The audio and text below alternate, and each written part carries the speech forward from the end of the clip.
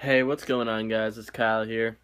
I'm bringing you the first of three. It initially was going to be two reviews on the 13 Fishing Concept KP Reel.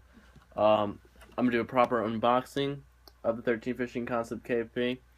I unboxed this in my Tackle Warehouse unboxing, but I pretty much just looked at it.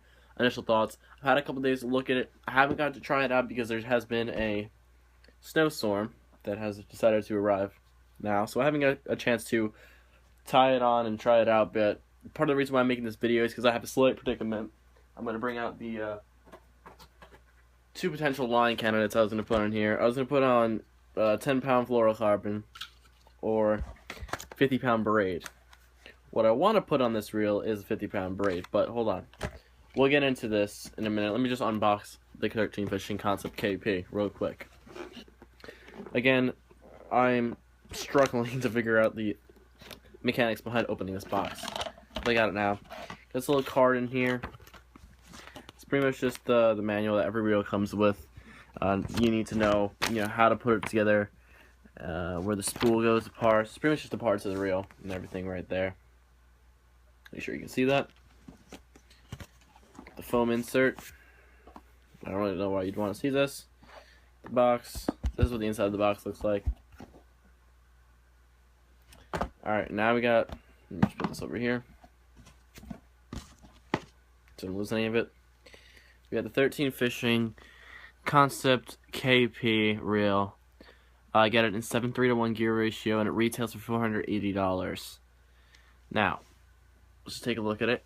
First thing you notice about it when you pick it up for the first time is you notice, first of all, very easy to palm. I don't have the biggest hands in the world, but easy reel to palm. And it is incredibly light. It weighs about 5 ounces, so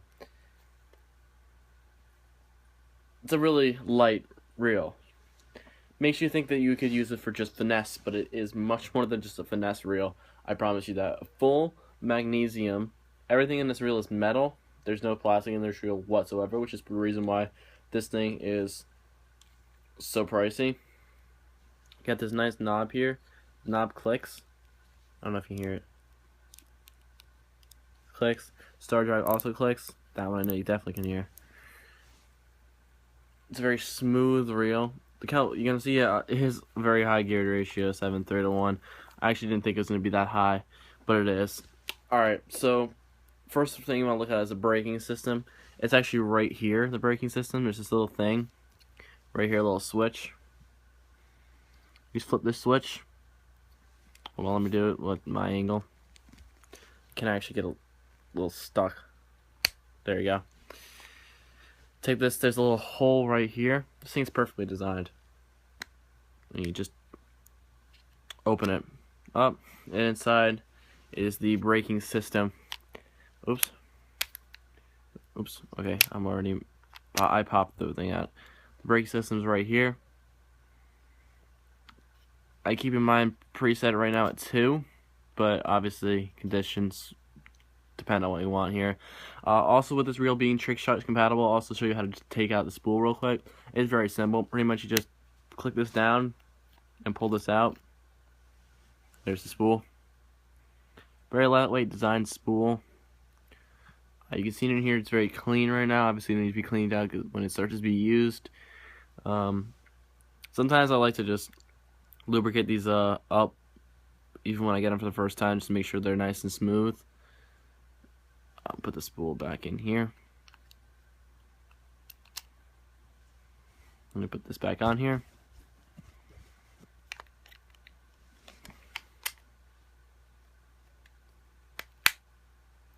Switch back up. There we go. Back to normal. Now, I like the look of this reel, and obviously the weight of this reel is tremendous. It is very, very smooth, and I actually can't wait to get out in the water with this thing. But here's the thing with me. I used to be primarily my majority of fishing was freshwater, muskie and bass, but what I primarily knew most about was saltwater striped bass fishing. and musky fishing.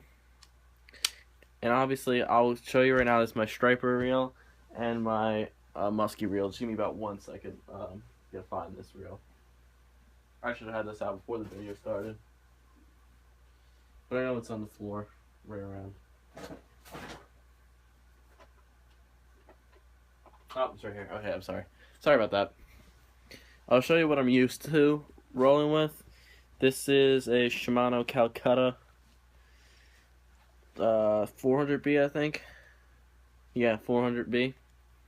Heavy reel. It's a heavy reel. Big spool. There's 80-pound braid on this. This is the reel I'm used to working with. I don't have this is a $300 reel. You made in Japan, the Shimano reel. So I'm used to this. This thing probably weighs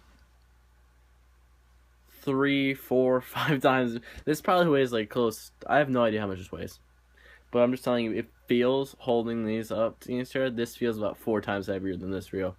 Honestly, this feels like it's got some weight to it. Probably about, you know, have 50 ounces. I don't know. I have no idea how much that reel weighs, but it's not. It doesn't really matter. It's not meant to be a lightweight reel. It's a saltwater reel. So for me, the one concern with the concept KP is it holds 75 yards of 12-pound test. The Seaguar flipping braid that I wanted to put on as an all-purpose line has the diameter of 20-pound test monofilament, and that's probably only going to fill about 50 yards of line, and I'm just not comfortable with putting 50 yards of line on here. So I went with and bought some cheap fluorocarbon that I only just bought it because I was figuring, alright, I'm going to only put this one on here, but I'm probably going to go back and get Seaguar 12-pound test line, because I'm feeling like, to me, 10-pound test, it might be too light for me. I'm not used to it. I'm more of a muscle fisherman. I kind of wanted to take this and just be able to crank this drag all the way down. So we're at 13 pounds of break. Maybe just put it up to like 12-ish. Alright, so I don't want to mess up any of these hook sets and loosen this a little bit so it doesn't. It's a weird sound. I feel like the sound that it makes sometimes, I don't know if you can hear it, but it's a little bit of a weird sound. But it's I feel like it's only going to be when the line isn't on the reel. But yeah, so for me, what I ask of you guys is, would I be okay with 50 yards of line? I don't think I would be. I think that's too much. I think 75 yards of line is plenty. 80 yards of line is plenty. But I don't think that 50 is plenty. It's too expensive and too good of a reel for me to use this primarily as a flipping reel. While it would be amazing to use this as a flipping reel, I don't think it's possible. I'm going to be out getting probably a 13 Fishing Concept A and 8:1 gear ratio as my flipping reel. This is going to be more of my all-purpose reel. Everything mine is flipping, in other words. So, yeah. But my initial thoughts is I really do like the reel. I'm satisfied with the reel. I can't wait to actually get out and use it, but promise of this video is pretty much making what line should I put on. I'm probably going to end up putting on either the 10-pound test fluorocarbon or going out and getting 12-pound test fluorocarbon. Also, I've been using braid for a while now, and braid, I don't like it that much, honestly. The only reason why I use it is because I go for big fish, that musky and saltwater fish, that, well, using braid is just, I'm using monofilament would just be way too thick of line. You just can't get enough line on to use the reel. It just doesn't work out. But now that I'm going for bass now, I might go back to, I want to go back to fluorocarbon. I really do. So thank you guys for watching. Just remember to keep tight lines and keep fishing.